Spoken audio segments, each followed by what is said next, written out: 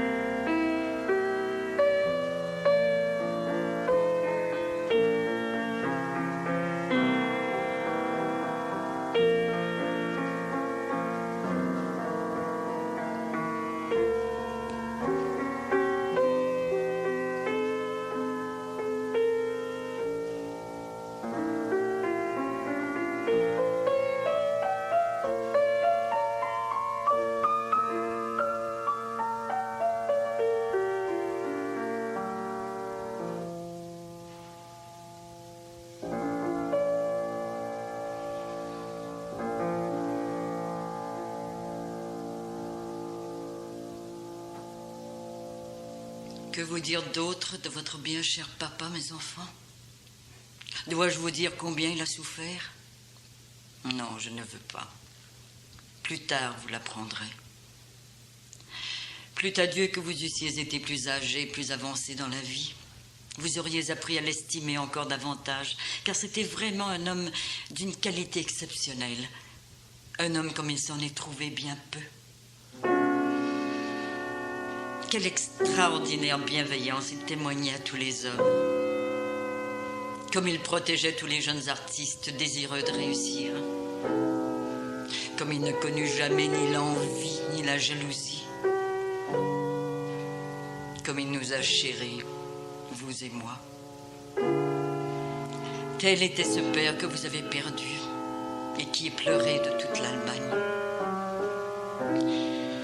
La ville de Bonn a érigé un tombeau que maintenant l'on peut voir sur un nouvel emplacement du cimetière.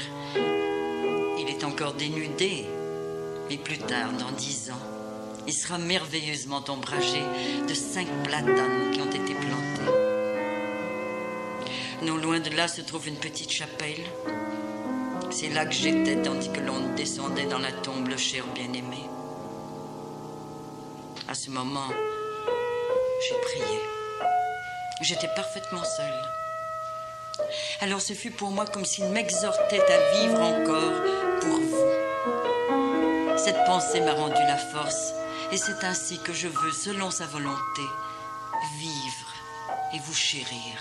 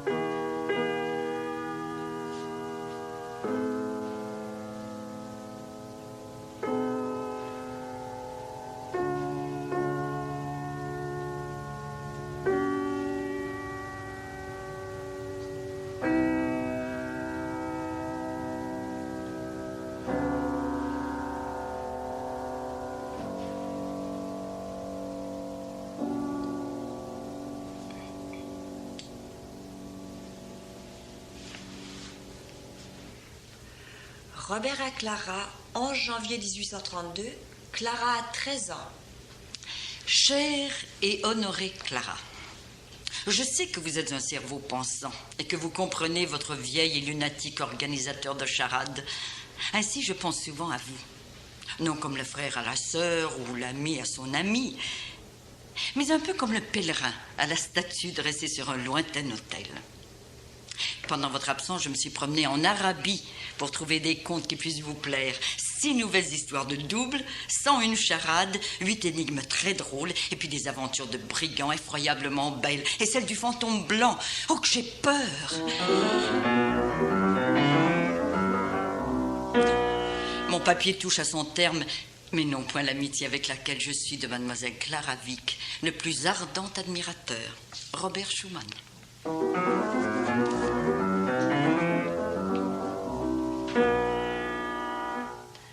22 mai 1833.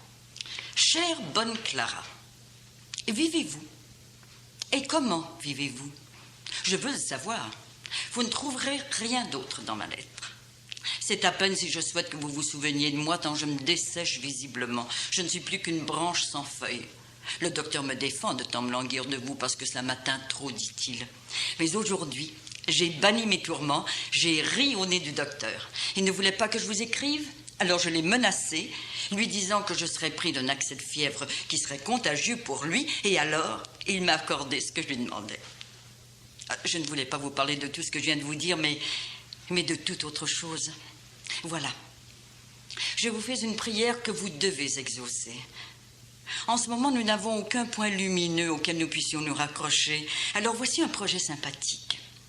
Je joue demain à 11 heures précises l'adagio des variations de Chopin. Et pendant que je les jouerai, je penserai à vous d'une manière intense, uniquement à vous. Ma prière est que vous fassiez de même de votre côté pour que nos esprits se retrouvent. Lettre à Robert, 13 juillet 1833, Clara a 14 ans. Cher Monsieur Schumann, avec beaucoup de mal, et grâce à ma mère, j'ai enfin pu déchiffrer votre lettre. Et immédiatement, je m'installe pour vous répondre. Je vous plains beaucoup d'avoir constamment de la fièvre et d'en souffrir autant. De plus, j'ai appris qu'on vous avait défendu la bière de Munich et j'imagine qu'il ne vous sera pas facile d'obéir. Vous voulez savoir si je vis? Mais comment ne vous en êtes-vous pas rendu compte, puisque voilà plusieurs fois déjà que je vous fais envoyer mes amitiés. Peut-être ne s'est-on pas acquitté de la commission. Oh, j'espère que si. Mais je n'en sais rien. Comment je vis? Vous pouvez vous en douter. Comment vivre quand vous ne venez plus nous voir? J'aurais aimé vous écrire plus longuement, mais je n'en ai hélas pas le temps. Répondez-moi, je vous en prie. Je vous souhaite de tout cœur un prompt rétablissement. Clara Wieck. Post-scriptum. Quand j'ai reçu votre lettre, je me suis dit, je vais écrire très mal. Et je l'ai fait, vous voyez. Je vous prie instamment de m'envoyer le 2e volume des Papillons.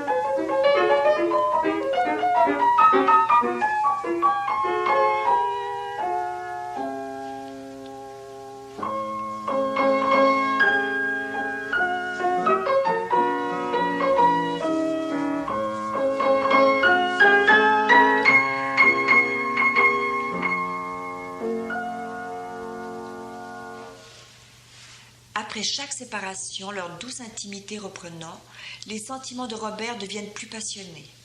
Lorsqu'en avril 1835, Clara revient de Paris, elle a 16 ans. Robert, aussitôt accouru, comprend soudain son amour.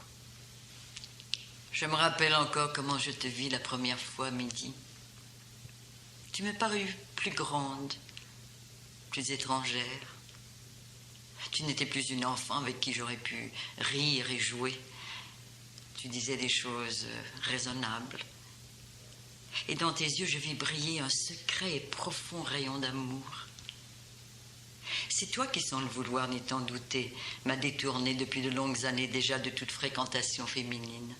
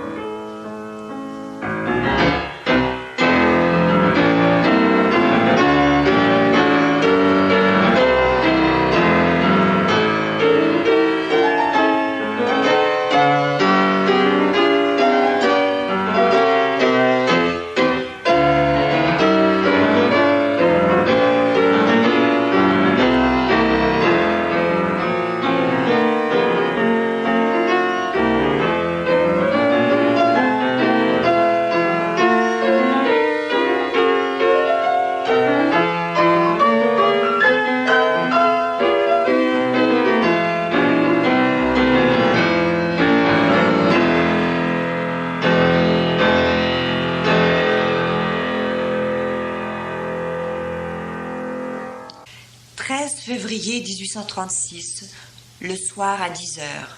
Zwickau, en attendant la poste. J'ai du sommeil plein les yeux. J'attends la diligence depuis 2 heures. Les chemins sont tellement défoncés que je ne partirai peut-être qu'à 2 heures du matin. Comme je te vois bien là devant moi, ma Clara bien-aimée. Tu es même si près de moi que par moments, je crois pouvoir te saisir. Autrefois, en des mots délicats et tendres, j'exprimais facilement mon attachement. Aujourd'hui, je ne puis plus. Et si aujourd'hui tu ignorais mes sentiments, je serais incapable de te les exprimer. Aime-moi. Aime-moi bien. Je demande beaucoup parce que je donne beaucoup. J'ai eu une journée très occupée. On a ouvert le testament de ma mère et j'ai appris comment elle est morte. Heureusement que ta radieuse image domine ces ténèbres et m'aide à supporter tout avec plus de légèreté. Je crois pouvoir te dire aujourd'hui que maintenant, mon avenir me paraît comme beaucoup plus sûr. Mais je n'ai pas encore le droit de me laisser aller. Il me faut encore beaucoup travailler pour te mériter. Pour ce qui concerne ma vie intérieure, je sais bien maintenant où j'en suis. Peut-être que ton père ne me refusera pas une main pour nous bénir. L'essentiel est que tu saches que je t'aime plus et mieux que je ne sais te le dire. La salle d'attente s'obscurcit. Il tombe une petite neige fine. Moi, je me mets dans un coin. Je vais m'enfoncer bien profondément la tête dans l'oreiller et ne penser uniquement qu'à toi. Porte-toi bien, ma Clara.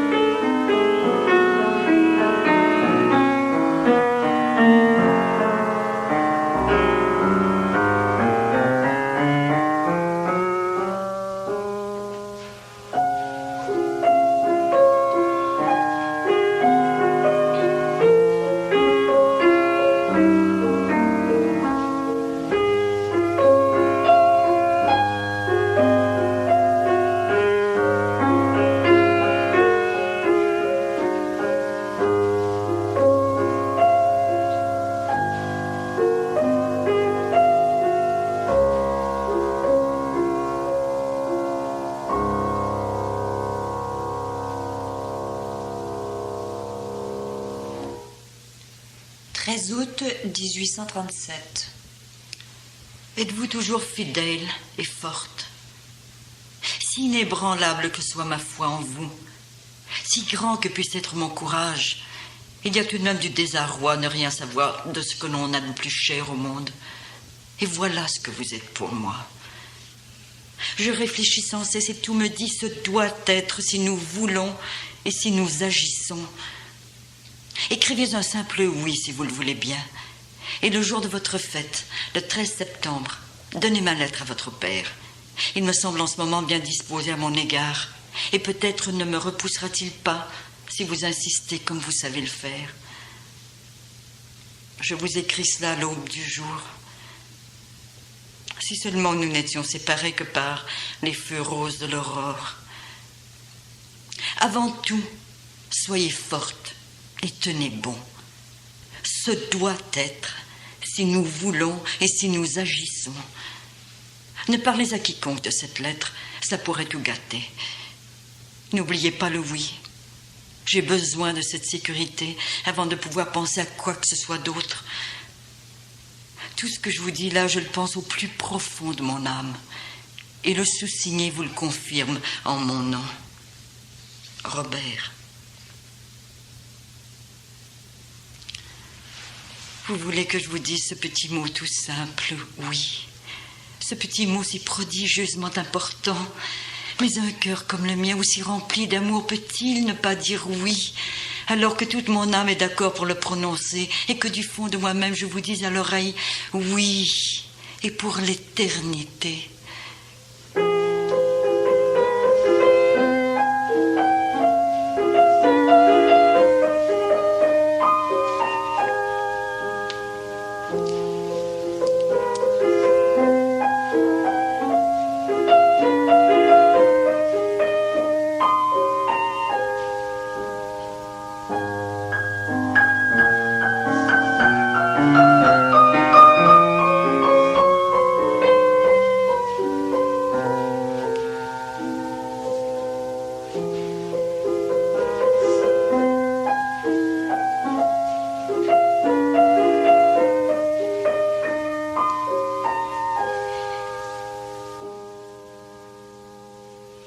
Puis-je décrire les tourments de mon cœur et mes larmes toujours prêtes à couler?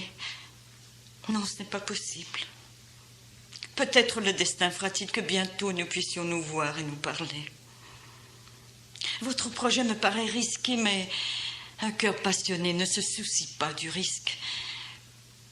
Enfin, je dis oui. Dieu ne fera pas un jour de douleur de mon 18e anniversaire. Oh non, ce serait trop affreux. Ce doit être. Je le sentais il y a longtemps. Rien ici-bas ne peut me détourner de ma route.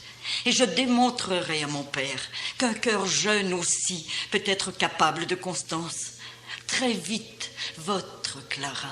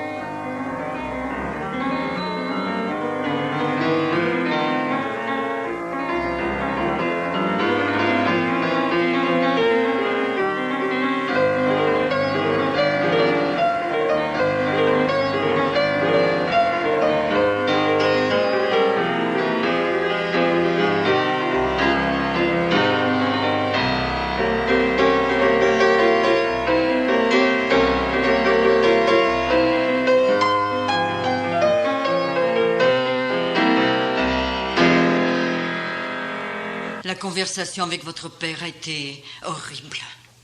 Il a une froideur, une mauvaise volonté. Et puis il est confus, il se contredit, vous anéantit d'une manière inattendue, vous enfonce un couteau dans le cœur jusqu'au manche. Alors que faire, ma chère Clara? Je ne sais par où commencer. Absolument pas. Ma raison est réduite à néant. Et avec votre père, il ne peut être question de sentiment. Alors quoi? Alors quoi, mon Dieu? Avant tout, armez-vous de courage et refusez-vous à tout marcher. Je vous fais confiance et de tout cœur, et cela me soutient. Mais il va falloir maintenant que vous soyez plus forte même que vous l'imaginez. Votre père m'a dit ces mots impitoyables. Rien ne m'ébranlera. Vous pouvez tout craindre de lui. Il vous contraindra par la force s'il ne peut user de subterfuge. Et s'il échoue, vous avez tout à craindre. Aujourd'hui, je me sens comme mort. Et si diminuée que ni belle ni bonne pensée ne m'entre dans la tête. Même votre image s'estompe. Et je me souviens à peine de votre regard. Je ne suis pas devenue assez pusillanime pour vous abandonner, mais je suis si exaspérée, si blessée, si touchée dans tout ce qu'il y a de plus sacré en moi. Si seulement j'avais un mot de vous. Oh, dites-moi ce que je dois faire, sinon il me semble n'être que le jouet d'une ironie, d'une plaisanterie grotesque. Et moi je me consume et je n'en peux plus.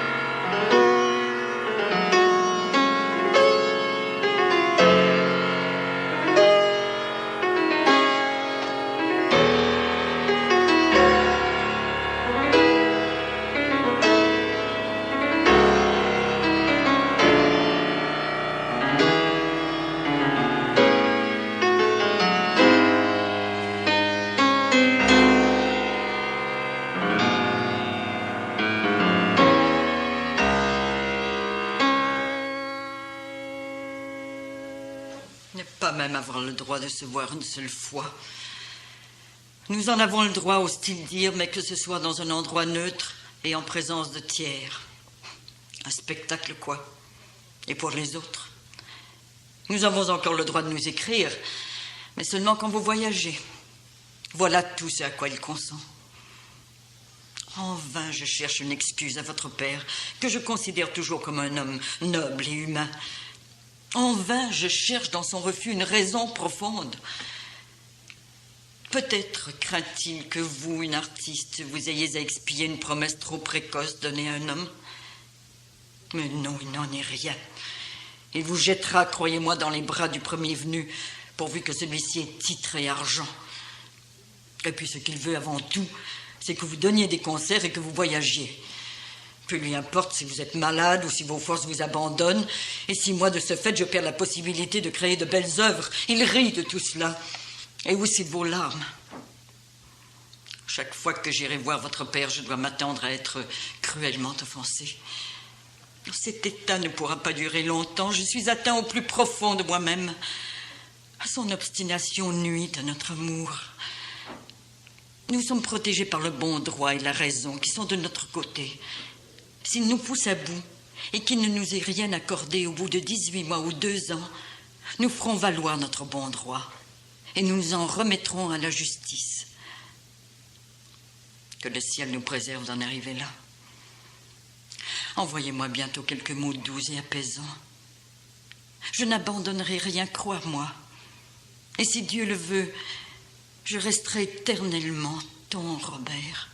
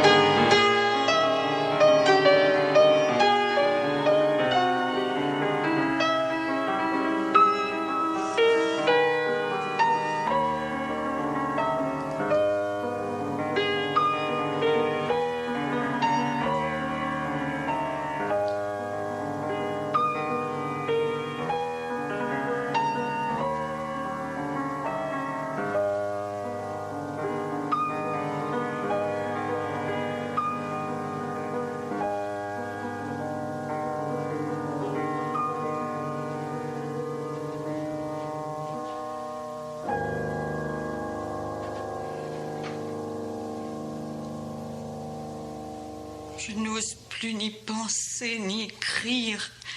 Quand tu pleurais contre mon cœur, Clara, j'ai passé du ciel en enfer. Si je t'aime et si tu m'aimes, ne me quitte pas, ô créature unique. Je m'accroche à toi avec acharnement. Si tu m'abandonnes, c'en est fini de moi. Quand j'improvise au piano, ce ne sont que des chorales. Si j'écris, ma pensée est absente de ce que je fais. J'aimerais dessiner partout en grandes lettres et en accords Clara. Mon cœur tendre est profondément blessé, chagriné de tout ce que j'entends. Je me sens si pleine de courage que je suis prête à tout supporter. J'ai écouté tout ce que mon père m'a dit sans douter de toi une minute. Ma confiance demeure inébranlable. Qui sait quelles brillantes perspectives se présenteront encore à moi? Je renoncerai à tout, avec joie. Car à quoi serviraient toutes les richesses avec un cœur démoli? L'amour seul peut me rendre heureuse. Je ne vis que pour toi. Je veux tout te donner. Et maintenant, il faut que je me sépare de ce que j'ai de plus cher au monde. Sois heureux. Il n'y a pas une minute où tu n'occupes ma pensée. Ta fidèle Clara. Robert à Clara, 2 janvier 1838. Je suis assis là depuis déjà 1 heure. Je voulais d'abord passer ma soirée à t'écrire, et voilà que je ne trouve pas mes mots. Alors assieds-toi auprès de moi. Mets tes bras autour de mon cou. Laisse-moi plonger dans tes yeux et demeurons heureux dans le silence.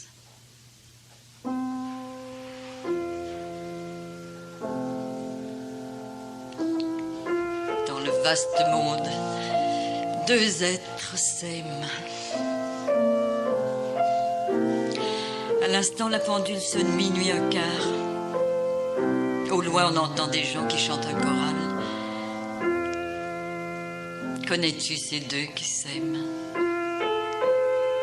Comme nous sommes heureux.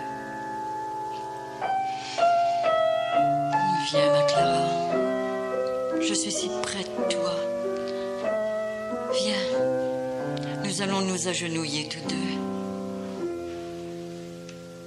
La dernière fois que nous étions l'un près de l'autre, tu te souviens de notre dernier mot, le plus inoubliable?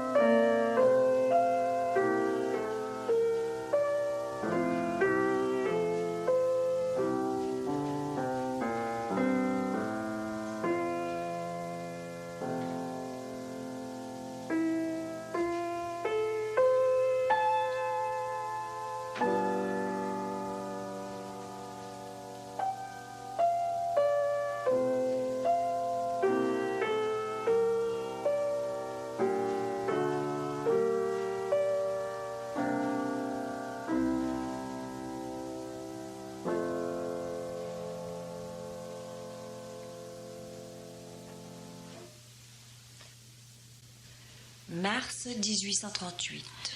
Je viens de me rendre compte que mon inspiration n'était due qu'à une grande tension et à une impatience sans nom. Et rien n'est plus exact pour ces jours-ci.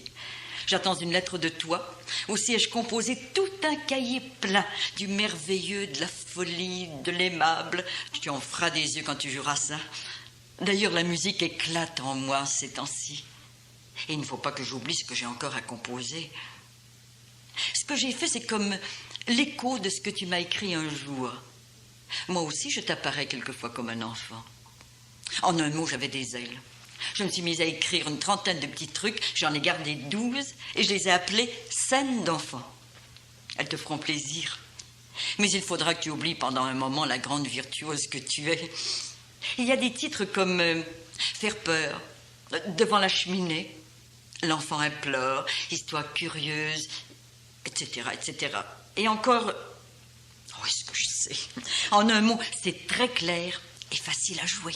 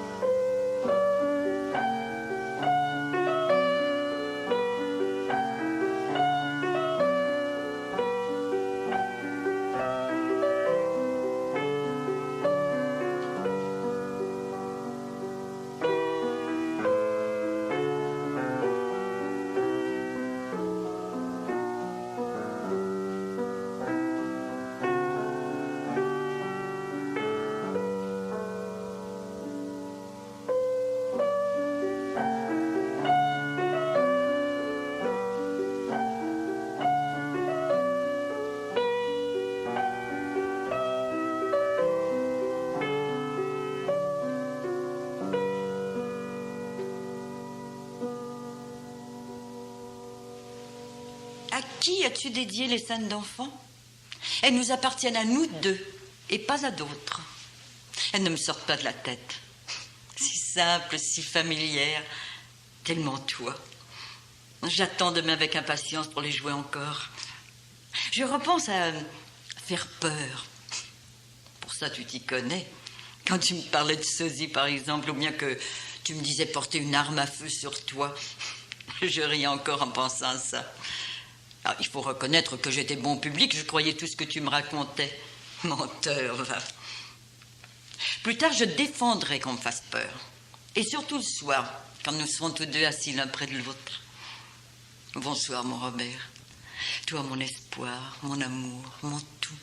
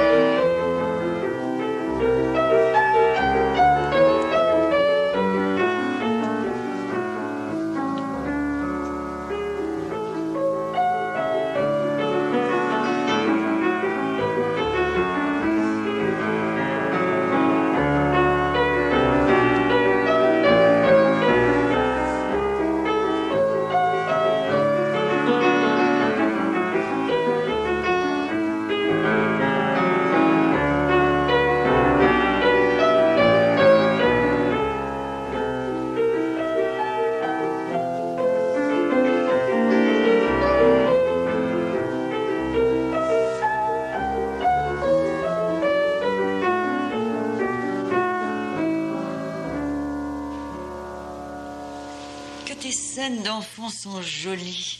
Je ne sais comment t'exprimer mon admiration si je pouvais seulement t'embrasser. Hier, je pensais, et je pense encore, est-ce que ce poète qui parle ainsi est vraiment pour toi? N'est-ce pas un trop grand bonheur? Je ne puis le concevoir encore. Mon ravissement grandit chaque fois que je les joue. Comme ce que tu fais est plein de musique, il me semble comprendre chacune de tes pensées. Et je voudrais m'anéantir dans ta musique. Toute ta vie intérieure se dégage de ces scènes. Ainsi que ton émouvante simplicité dans l'enfant qui implore, où l'on voit l'enfant joindre ses petites mains puis ensuite s'endormir. On ne peut s'endormir d'une manière plus ravissante. Dans ce morceau, il y a quelque chose de si personnel, de si bizarre. Je cherche le mot qui conviendrait.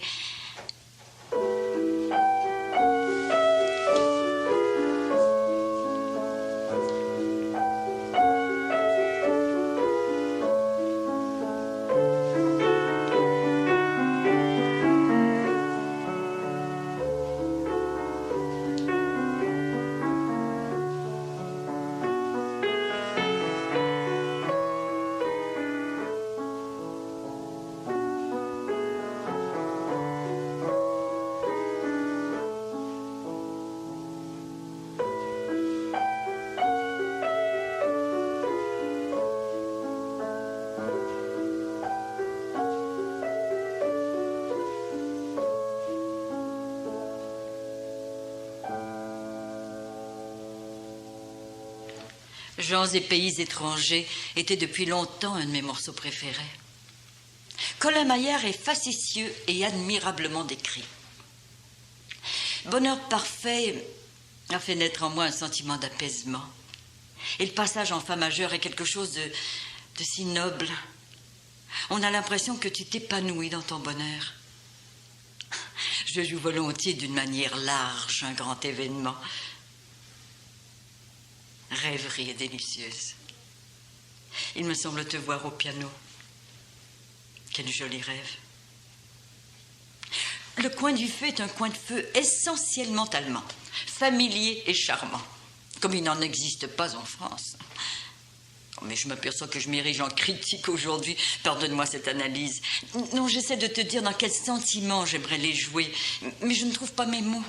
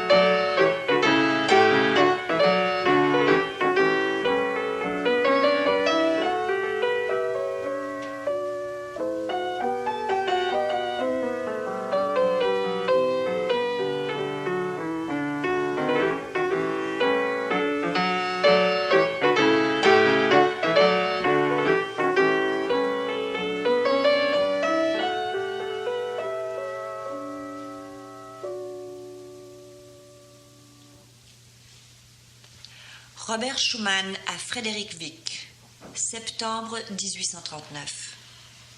Une fois encore, et avec l'accord de Clara, je viens solliciter votre autorisation pour célébrer notre union aux Pâques prochaines. Voici 2 ans déjà, je vous ai adressé la même requête. Vous ne pensiez pas alors que nous demeurerions fidèles l'un à l'autre. C'est pourtant ce qui est arrivé. Rien ne peut nous écarter de la certitude qui demeure en nous de notre bonheur futur. À cette époque, je vous ai écrit au sujet de mon patrimoine. C'était alors l'exacte vérité, et tout s'est encore consolidé et amélioré depuis. Nous pouvons donc regarder avec confiance l'avenir. Pour le jour très proche maintenant du 20e anniversaire de Clara, donnez-nous la paix. Donnez-nous votre oui. Écoutez la voix de la nature, ne nous poussez pas dans nos derniers retranchements. Après de terribles luttes, nous avons bien besoin de repos, et vous nous devez bien à Clara et à moi-même ce que je vous demande ici. J'attends avec confiance votre réponse favorable. Je demeure votre très dévoué et confiant Schumann. Après cette suprême tentative qui échoue, Clara cesse enfin de rêver d'une impossible conciliation entre son amour et son affection filiale et signe avec Robert la requête demandant au tribunal d'autoriser leur mariage. Requête. Les sous-signés nourrissent depuis de longues années déjà le désir commun et profond de se voir unis par les liens du mariage. Un obstacle cependant s'oppose à la réalisation de ce désir, et il nous est aussi nécessaire d'écarter cet obstacle de notre route qu'il nous a été pénible de l'y avoir trouvé.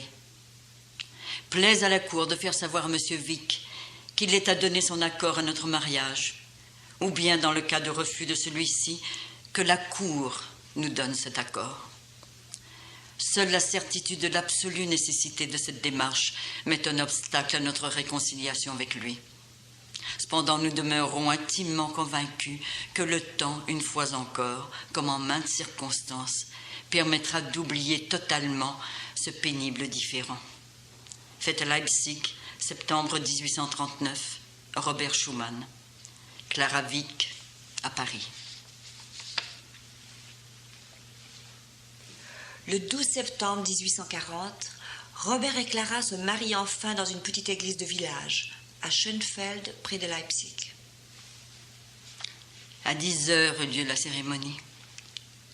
Une chorale chanta, puis parla un prédicateur, ami d'enfance de Robert.